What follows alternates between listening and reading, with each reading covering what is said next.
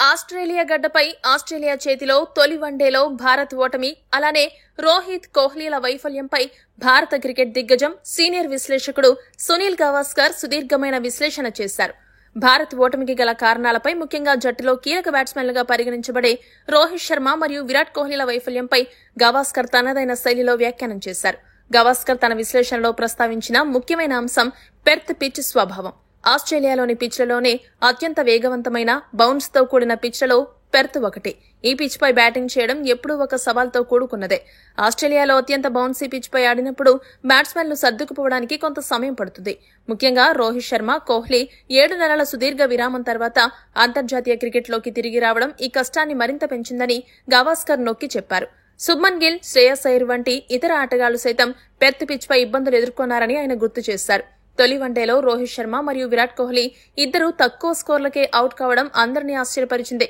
అయితే గవాస్కర్ దీన్ని వైఫల్యంగా చూడకుండా పరిస్థితులకు అలవాటు పడ్డంలో వచ్చిన ఇబ్బందిగా అభివర్ణించారు. 7 నెలల విరామం తర్వాత నేరుగా అంతర్జాతీయ మ్యాచ్ ఆడడం, అది కూడా పెర్త్ వంటి బౌన్సీ పిచ్ పై ఏ ఆటగాడికైనా కష్టమే.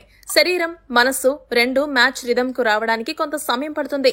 ఈ కారణంగానే వారి బ్యాటింగ్ అంతగా రాణించలేకపోయిందని గవాస్కర్ అభిప్రాయపడ్డారు. అంతర్జాతీయ క్రికెట్లో రోహిత్, కోహ్లీల ట్రాక్ రికార్డును దృష్టిలో ఉంచుకుని గవాస్కర్ వారిపై పూర్తి విశ్వాసాన్ని వ్యక్తం చేశారు.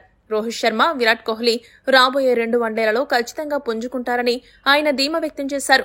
మ్యాచ్ రిథమ్ లేకపోవడం వల్లనే ఈ తొలి మ్యాచ్లో వారు ఇబ్బంది పడ్డారని, కానీ నెట్స్లో సాధన చేసి క్రీజులో ఎక్కువ సమయం గడిపితే వారి పూర్వ ఫామ్ను తిరిగి పొందుతారని గవాస్కర్ అన్నారు.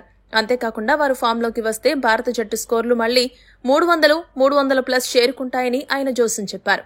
సునీల్ గవాస్కర్ విశ్లేషణ ప్రకారం తొలి వన్డేలో భారత్ ఓటమి మరియు రోహిత్, కోహ్లీ వైఫల్యం తాత్కాలికమే. పెర్త్ పిచ్ సవాళ్లు, 7 నెలల సుదీర్ఘ విరామం ప్రధాన కారణాలుగా ఆయన అభివర్ణించారు.